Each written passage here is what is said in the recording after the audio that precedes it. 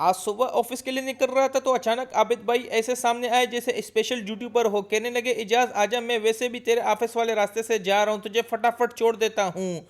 मैंने भी दिलो दिल में बोला, आज तो किस्मत भी फटाफट से काम कर रही है। बस फिर क्या, सवारी रवाना हुई, ऑफिस के लिए निकल पड़े।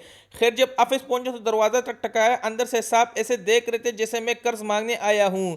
तो जनाब ने आराम से कहा, हाँ हाँ देख रहा हूँ, बस मूड बनने दे दरवाजा खोलने का। आखिरकार जनाब ने मेहरबानी करके दरवाजा खोल दिया।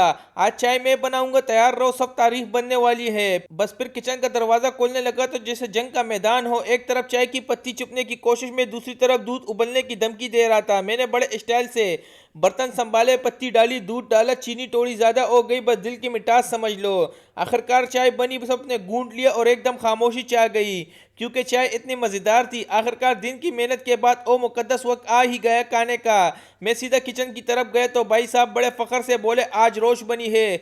मैंने कहा, बस फिर आज तो कोई डाइट प्लान नहीं, आज तो सिर्फ जज्बात खाएंगे।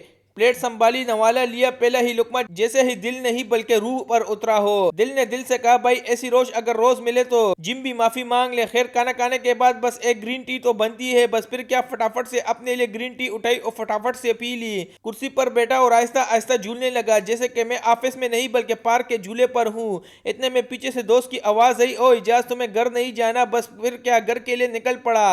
रास्ते में रुका, दूध उठाया और आखिरकार घर पहुंच गया। दोस्तों अगर वीडियो अच्छी लगी है तो वीडियो को लाइक करें, फेसबुक पेज को फॉलो करें और यूट्यूब चैनल को सब्सक्राइब करें, क्योंकि जिंदगी है फटाफट और मैं हूं इजाज फटाफट।